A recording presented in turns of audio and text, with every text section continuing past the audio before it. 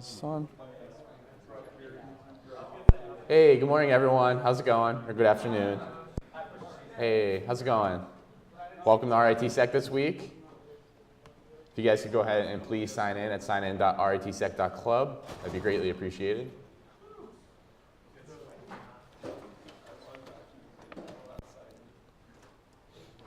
Then you don't get pizza. Yeah, that's it.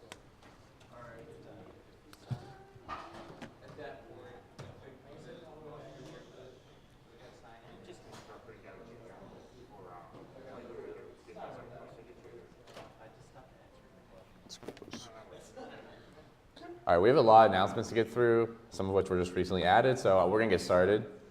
So, announcements. CBTC. You want to talk about this? Okay. Yeah. Thank you. Woo! Yeah! CBTC! All right. Wait. Oh. There you go. So, yeah. CPTC, which is one of the many competitions that are going around. You guys probably remember it from first semester.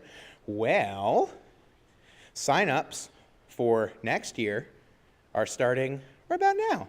So if you want to sign up and start thonking or start trying out for the team, then go on over to the amazing computing security office and just be like, boom, I'd like to be on this list. And they'll be like, okay.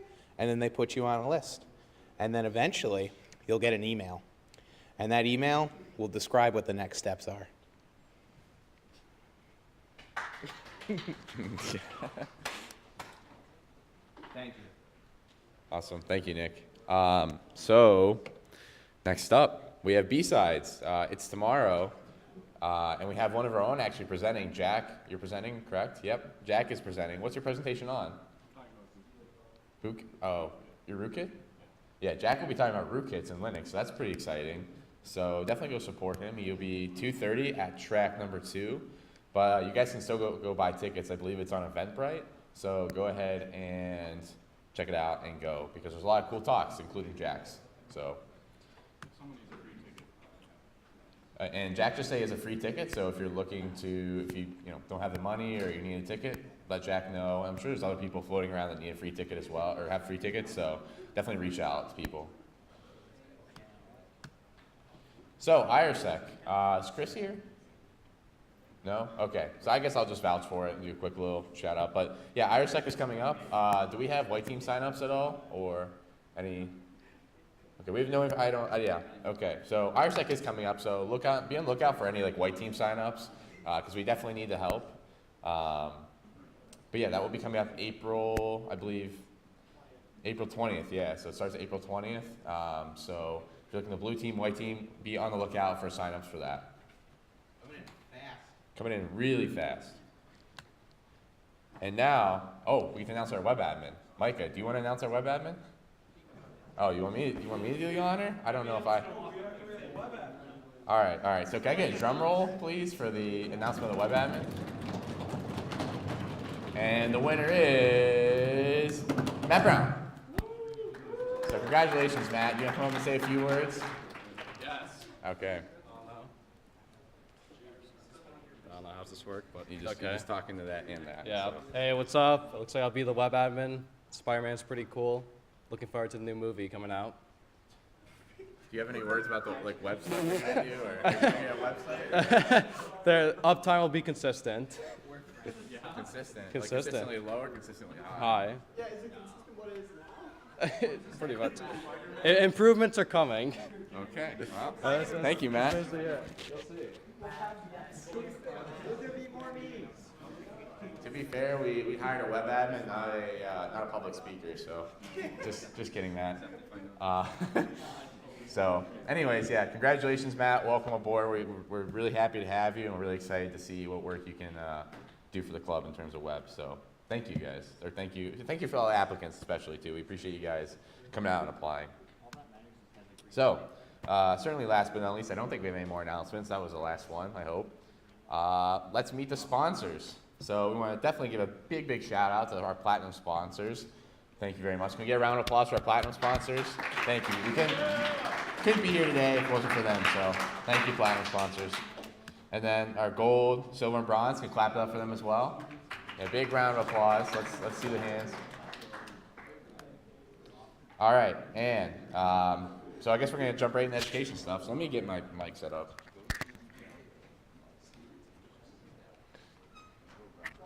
What? Oh, yeah, I will. Yeah. Ooh, wow.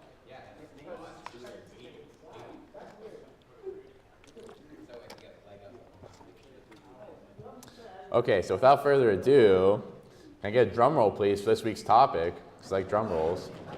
This one's not very enthusiastic. Okay, so without further ado, Blue Team Windows, me, yay, I don't have to leave. What? Probably not, no. Yeah, I'm really good at networking. Joe, just ask Joe. He's taught me everything he knows. Not really. But anyway, so we're gonna be talking about Blue Team Windows. Who's here has like Blue Team or done a competition and like did Windows, main Windows? Matt, you did? Awesome. Anyone else? Loudon, yeah, I know you have. I know you have as well. Okay, well that's good. So honestly, if you are going to be blue teaming for RITSEC, I really think you would want to be on Windows because Windows blue teaming is a lot easier than Linux. Yeah, Linux red blue teaming, in my opinion, is way harder just because of the fact that there's so many places that red team can hide and all the back doors. While Windows, it's just like really straightforward, right? Like your Windows already has so many built-in features to help you secure the system. And today I'm just gonna be talking about like how you can utilize those and how we can effectively blue team with already built-in features. And honestly, like the first one to start off with is a firewall, because if you know how to use a firewall, you're already like halfway there to securing your system. Because if red team can't talk out, then they're not going to be able to really do anything in your box. So yeah, the firewall is going to be your best friend throughout the entire competition. If you know how it works and you know it pretty well and you know the commands like the back of your hand, you're going to be good to go. So there's two different types of firewalls. There's the Windows XP and like Windows 2003 version, which is just the basic firewall. It's not really great and it's not really that good, but if you're on an XP or 2003, heaven forbid, that's what you got, so you're kind of stuck with it. But in Vista onwards, they implemented a advanced firewall, which is for Vista onwards. So it's a lot more powerful, and you'll see like in the next couple slides that has a lot more features and has a lot more powerful capabilities that allow you to kind of really restrict and give like fine-grained control over what you want going out on your network. So yeah, and the advanced firewall the general features is the ability to log, ability to create rules around program, and again, it gives you fine-grained control over what's going in and out of your computer. And I believe like compared to Linux, I don't believe IP tables has the ability to just allow like certain programs out. So that's like a big plus on the Windows side, and we can really use that to our advantage. And I think, I don't know, does IP tables allow you to like go to a specific IP? Like can you specify like it does? Okay, that's pretty cool. I didn't know that. So. But Windows can do that too, and it can specify a lot more options, so we'll see that here in a sec. And yeah, when you're blue teaming, you want to be able to create scripts, your firewall script, like on your desktop or wherever, so you can just run it in case your firewall rules get reset or something happens to your firewall, right? And that's what we do for like CCDC. When I was up in Vermont last weekend, that's what we did. We wrote like firewall scripts, we ran it, and that way we always have them and we can transfer them over to other hosts on the network if we need to like establish their firewall rules as well. So, all right, so hopefully you guys can see that text. It might be a little small, but this is like the example of the basic firewall, some of the commands. So, excuse me. The commands here, the first one, what it's doing, the NetSH firewall set op mode. This is just enabling the firewall for all the profiles. And so with the firewall, there's 3 different profiles. There's Brandon, correct me if I'm wrong, but it's public, private, and domain firewall rules, or firewalls.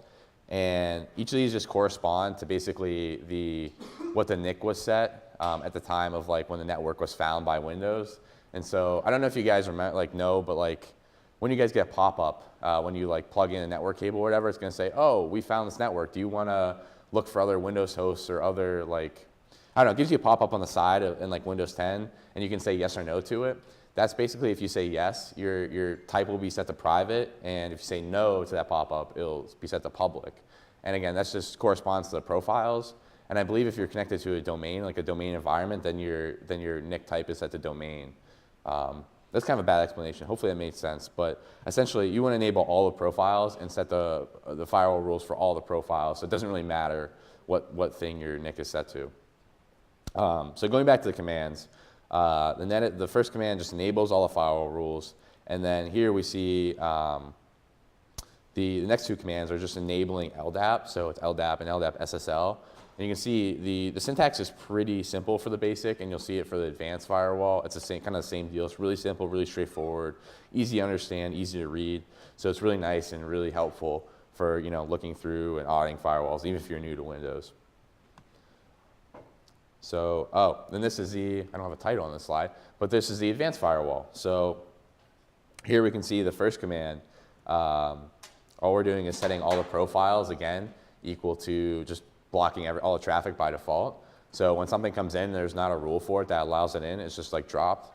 And then next, we're allowing an actual program out. So in this case, the second command is actually just allowing Firefox out. So this is an example of allowing like a specific program to communicate.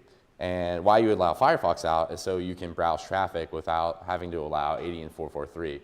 So here's like a scenario, right? Red team's on your box, and they have HTTP beacons calling back to like a web server and grabbing commands. If you have firewall rules set up and you're allowing 80 and 443 out for like web traffic and for you to like surf the web, not that you're like surfing the web, but like Googling stuff, right?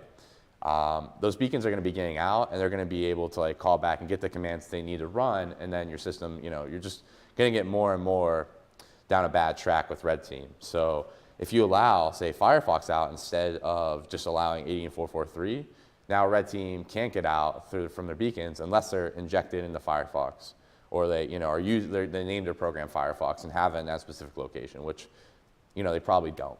So that's going to be a lot more restrictive and be a lot more helpful for you as a blue teamer, because then you have more fine grained control over what is getting out and what's not. So yeah, and the next rule, same deal. It's just allowing Firefox to go out.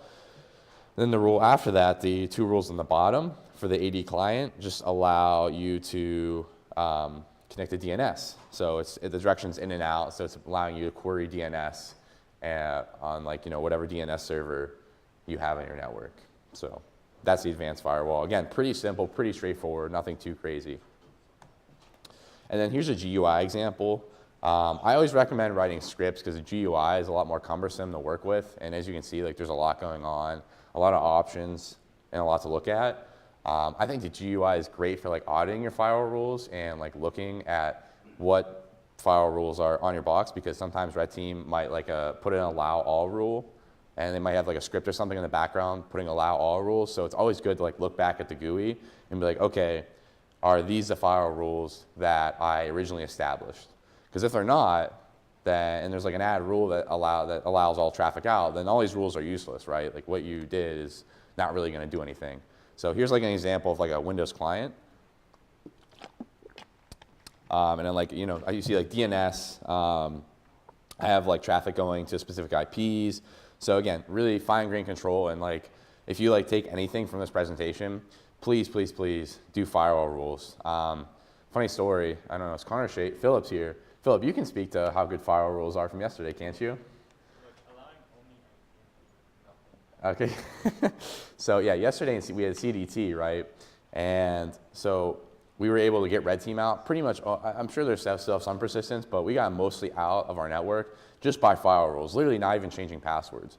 So if that doesn't speak to how powerful firewall rules are, then yeah, they're really good. So definitely take some notes, and when you're preparing for RITSEC, definitely write some scripts.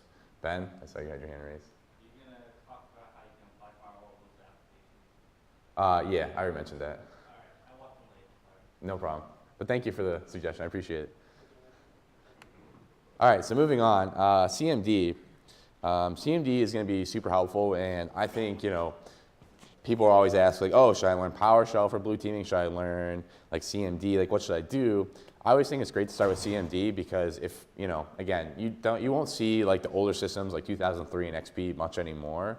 especially in like RITSEC and if you're going to UB, stuff like that, you won't see them there. But if you do, you're really going to only be stuck with CMD, so it's really great to know command prompt and know some of the commands. So if you're given the like basic shell, or maybe if they disable PowerShell, if you know CMD, you still have access to like all the system information, and you know how to like quickly perform tasks on the system. So just running through some commands here. Netstat is going to be same thing as Linux. It's going to be able to show you network connections. I believe the syntax for instead of like actually, we won't talk about flags right now, but task list is another great way to show like processes. So instead of going through, like the task manager, you can use task list, which will provide a good amount of information. Task kill is just like kill. Net user will show you all the users on the system. Net local group will show you all the local groups, and you can see all the members. Net group will audit domain groups. You can do the same with net user to audit domain users, but you have to pass a /domain flag with net user. SCH tasks, scheduled tasks, that's just going to interface with scheduled tasks and show you all the scheduled tasks in the system. And system info will just provide you like a high level overview of like the operating system you're on, so you can know like what patches and stuff are enabled on the host. So moving from CMD, right? And CMD is going to be your like raw information. Sys tools are going to be like tools you want to get ASAP if you're blue teaming Windows because of how powerful they are. They give you like really good deep insight into processes on your system. There's a tool specifically for persistence, which we'll talk about in a little bit, but it gives you like checks for like really easy persistence methods on Windows that can really screw your system up if you let them persist. We also have like tools to like see if stuff is writing to the registry key, if threads processes like killing threads or spawning threads, and also like a better version of Netstat. So starting off with Process Explorer, this is the one most people are familiar with. And it has a lot of pretty colors and it's very pretty to look at. But overall, it's going to give you like a lot deeper of a idea or a deeper look into like what processes are running on your system. And especially like in Windows 7 and upwards, you're going to have a lot more like Windows processes and a lot more processes to look at. So having Process Explorer is going to make it 100 times easier. So again, like the things you can do is you can look at threads for individual processes, the TCP connections that a process is making, which is super good if like you think a process is injected and is like has beacons or is calling out to a server. You can look at the privileges. You can run like a strings in the binary on the fly. Like this tool is really great. And there's other things you can do as well, which I don't know if I do talk about that. But just starting off with this, like after you establish firewall rules and like change your passwords, right? Process Explorer is usually what I go to, and I just start like looking through and seeing like, okay, is there any like obvious malware, right? That like is named like backdoor.exe or like malware.exe? Because sometimes Red Team will do that, and they'll just be like, okay, well here's some low-hanging fruit for you that you just need to get rid of quick before they use it to like add users or whatever. So another thing you can a really quick thing you can do as well in Process Explorer is verifying image signatures. And so what this is, if you go to like options and then verify image signatures at the top there, it'll basically go through and it'll add a column to basically check the certificate that the binary was signed for. And if the binary is not signed or it's signed with a cert that's like doesn't have a proper like certificate authority on the box, basically it will pop up as an invalid cert or like it doesn't have a signature. And so that's usually a really bad sign. So if it's not signed by Microsoft or by a company you trust or know, usually it's malicious, or most of the time it's malicious. So that's usually like a really easy like gimme to get a lot of like red team malware that's not signed. Another thing you can do in Process Explorer, which is really helpful. Again, here's like the detailed look at like the processes. So there's lots of tabs, lots of information for you guys to look through. But sometimes it's really good. You can actually suspend processes in Process Explorer. So you can actually send it like a suspend signal. And so suspend is much better than kill, because if you suspend a process, then it's not going to be able to actually like restart itself. So it's very hard. Like Red Team actually has to have something specifically in place to like fix a suspended process rather than kill, because kill, you can tell the process is not running on the system, but suspend, it's still there, but it's just not doing anything. So it's a lot harder to act on that. So always suspend processes before you kill them.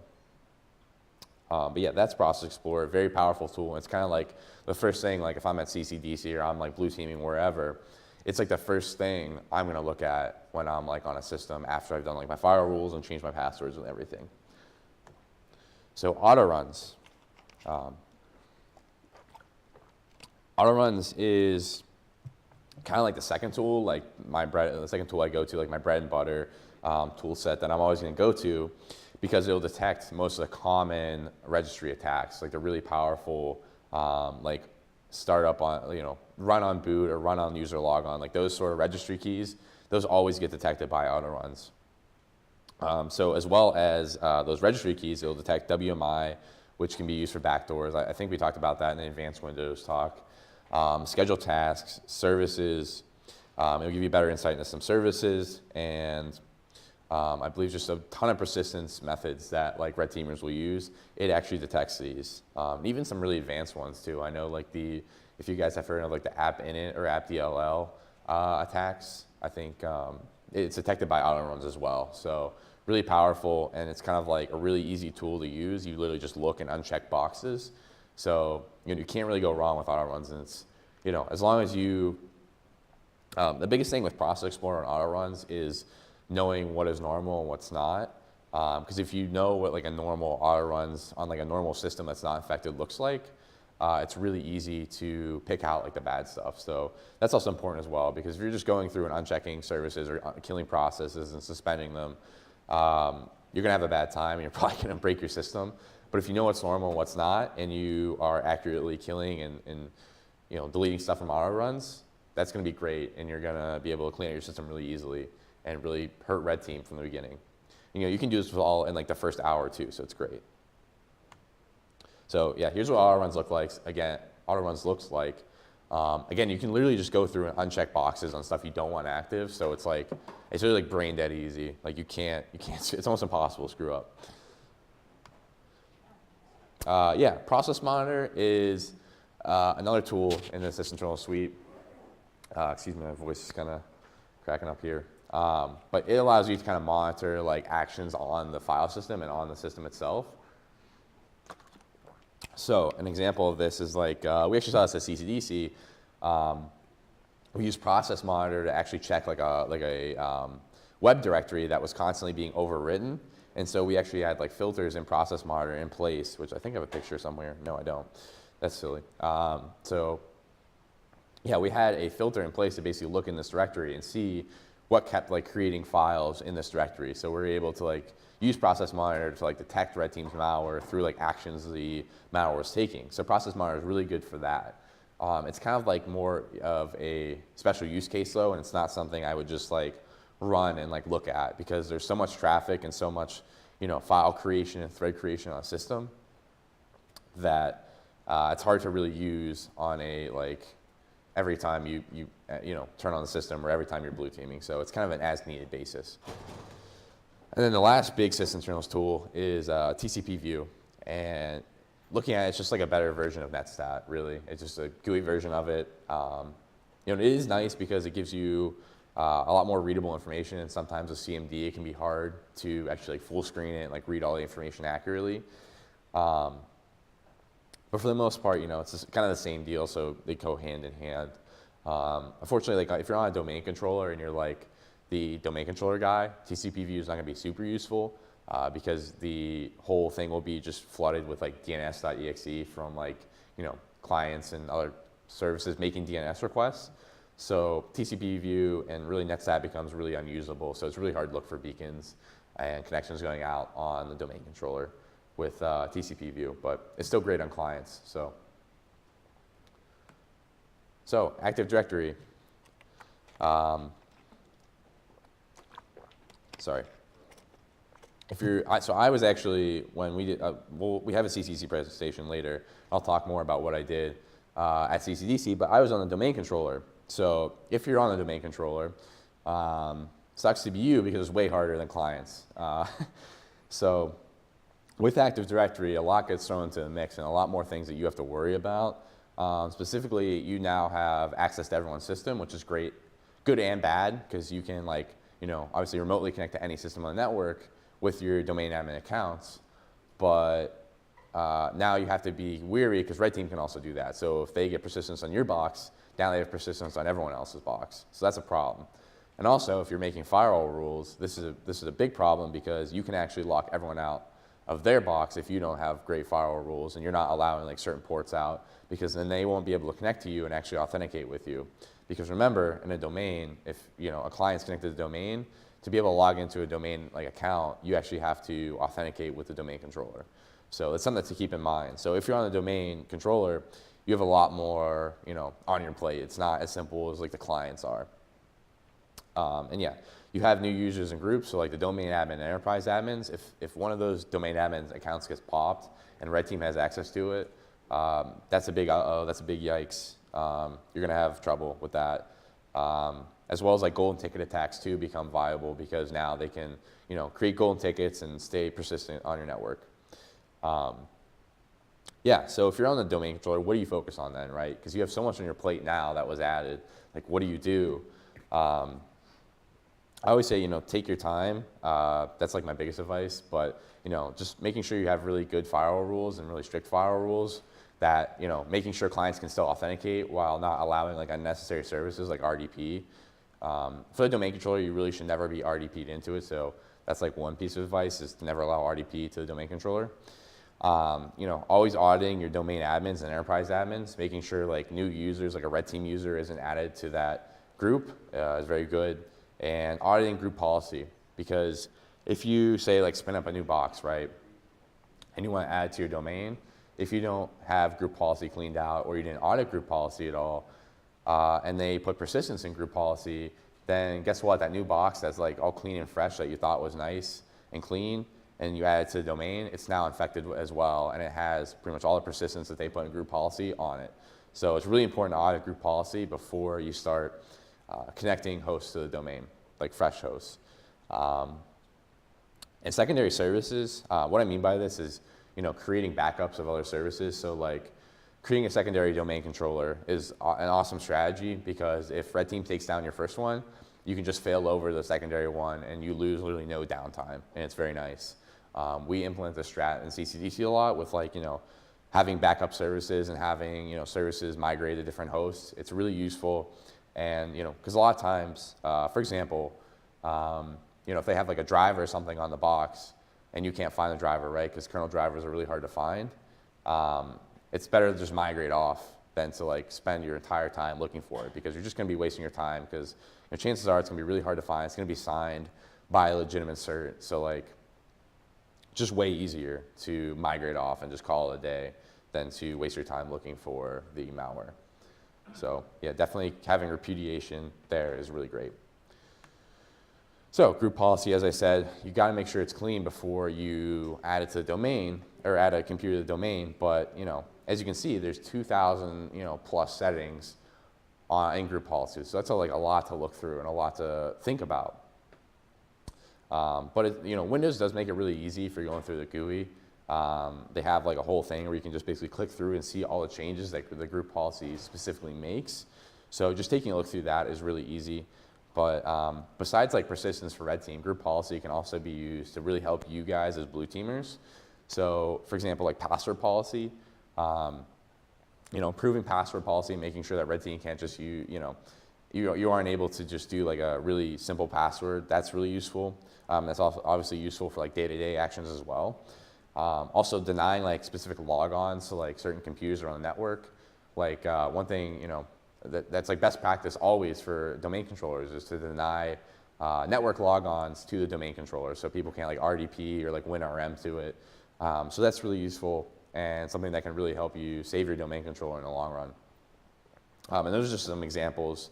You can do privilege separation as well through group policy. So again, that's super useful stopping Red Team because and that's using UAC as a security boundary to help stop Red Team.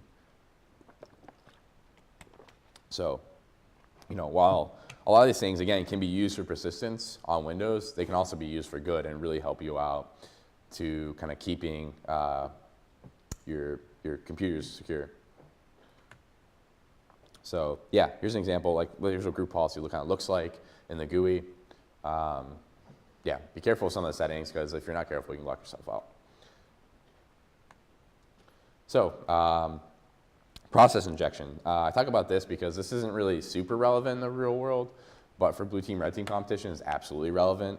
So a lot of teams, or a lot of red teams, using like Cobalt Strike or PowerShell Empire or like Metasploit, will a lot of the times use process injection to stay hidden on your system. So process injection, those who aren't familiar, you're essentially taking the code of a running process and just like, or all the threads of a process and just like slapping in under another process.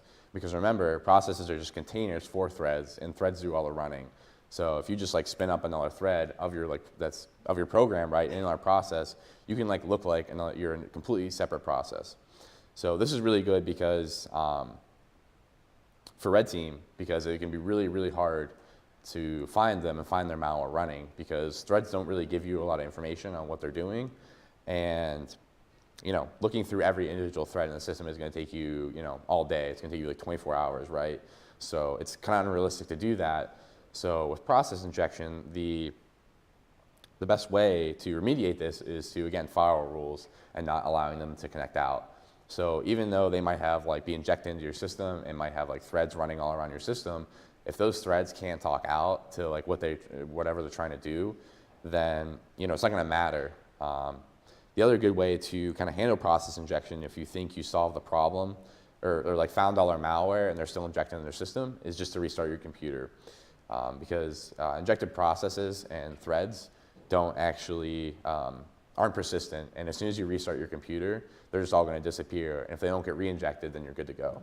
So, but yeah, firewall rules and restarting your computer periodically is like the best way to kind of deal with that. And kind of most of these things, honestly, is like firewall rules. If they can't talk out, you're fine. So, but wrapping everything up, so I kind of threw a lot at you guys. So now for the 5-minute plan, right? So now you're thinking, wow, I have all this information. How do I act upon this, right? Like through firewall rules, all these tools, system tools, all these techniques that red team is going to use. What the heck do I do to kind of handle all this? Well, here's like some basic steps, right? Like this shouldn't be your 5-minute plan, but this is like an overview of like a really basic 5-minute plan for Windows, right? And this is kind of the order that, in my opinion, that's worked for me, and you guys should kind of use if you're like new to blue teaming Windows, or you're like going to be first timing at RITSEC. So the first thing to do is sticky keys. Like every red team likes to do this, and basically sticky keys is like pressing Shift 5 times on the lock screen and getting a shell. And if they have RDP access, then they can do this to get persistence without logging in. So I always like to, when I get on the system, press Shift 5 times, see if there's sticky keys, and if nothing pops up, okay, great, that's awesome. There's no persistence there. So then I like to log in, and the first thing I do when I'm logged in is I change the password, right? Just change your passwords, because that's gonna delay red team to RDP into your system, whatever, and they're gonna have to change the password back to what they want. And they might still have persistence at that point, but whatever. So changing the password, always good, and creating a backup account. This is huge, and I've learned my lesson the hard way with this, is always create a backup account. So in case they lock you out of the main administrator account, you can get back in with your backup account, because usually red team won't change the password of the accounts you create. They're only going to change the default account passwords. So definitely create a backup account, make it administrator, and create a secure password with that.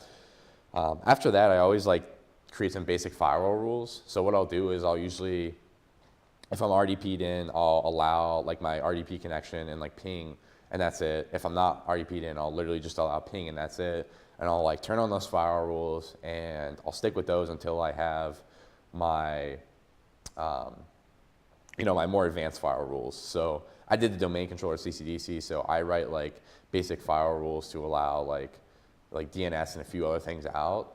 And it's okay if these firewall rules stop scoring for one of your services.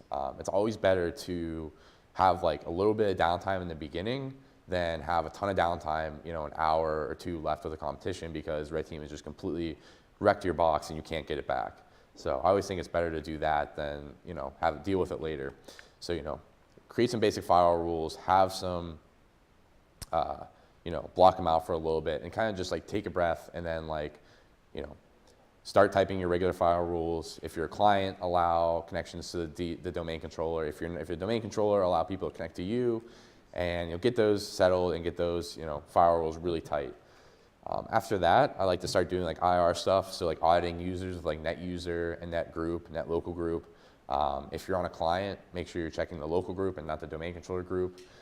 If you're on the domain controller, just check the domain admin, enterprise admin groups. And then after that, I like to usually move to system internal tools. So again, I said I usually start with Process Explorer. I think Process Explorer is a great way to start and just kind of looking at the processes on the system and getting a good idea of what's running on the system to kind of get a feel for things. And then kind of like 5 minutes after I'm looking at processes, I usually like to jump to auto runs and kind of get a good feel for like, okay, is there any registry persistence? Like what what low-hanging fruit does red team have for me? In CCDC, there's not usually a ton of low-hanging fruit. It's usually more hidden. They try to stay a lot more hidden for the second day so they can really wreck you on the second day. But a lot of times at like RITSEC and stuff, red team will be a lot more friendly and give you like low-hanging fruit that you can easily fix. And so that way you're just kind of working through that kind of stuff. So, but yeah, after that, it's kind of just down to whatever you want to do. If your team has a specific strategy you want to implement, or you want to back up services on, a different box or get a secondary domain controller going, do that. I think that's always great. Auditing logs, event viewer, firewall logs is always really great. But yeah, at that point, it's kind of more free form and whatever you feel is like most important. Obviously, a lot of times in the competitions, I didn't really talk about injects at all, but you're gonna have to balance a lot of these tasks and a lot of these, looking for IR and other stuff for injects. So you're gonna have to balance those two because injects are really important. So when you guys are in RITSEC, please don't give up on injects or don't just like treat injects like they're not important, because they really are, and they'll win you the competition if you do all your injects. So definitely recommend that. But anyways, do you guys have any questions based on what I talked about? Because I think that's all I have for you guys today. So I know I threw a lot at you guys. Cool. Ben, anything else to add or anything I missed? So I remember I was racing in the CCDC team a year ago. I won't say who, but I saw they only had one account. That was me. I didn't want to say that. I'll admit to it. Russ only had one account on the box, so I changed the password and then I logged him out, and that's it. Russ was logged out of the box indefinitely. I was going to make him sync together to get the box back, but it's kind of an important thing. Back accounts are important.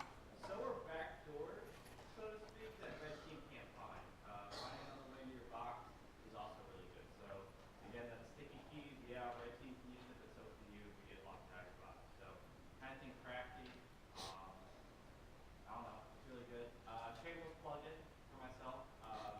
Hold My Beer.xyz. The first post is how to use system kernels at Empire. If you guys don't know, I red team and I use Empire. So I'm telling you exactly how to find me and kick me out of the box. So it goes through everything Ross said. So. Yeah. Yeah, well, Ben has a lot of great resources on his blog for blue teamers, so definitely check that out. Other than that, yeah, I remember like one funny story is at ISTS the one year. I think it was like last year, not this year, but like last year. The one like red teamer and blue teamer were literally battling over the domain controller by both like using Eternal Blue to like pop their box. So like one would get system and like change the password, then the other one would get system and change the password. So it was like this battle of like who could exploit the box faster and change the password. So sometimes you have to be a red teamer to get back in your box, and hopefully it doesn't happen. And hopefully using having your 5-minute plan and everything set, you're going to be good to go, and you won't have to do that. But when push comes to shove, you got to do what you got to do. So definitely good advice to sometimes you've got to be a red teamer and get back into your box. So, but yeah, that's all I have for you guys today. Thank you guys for listening. Good luck and make sure hopefully you download the VM. By the way, if you didn't, start to download for the VM now. So it's on Workplace. So anyways, thank you guys.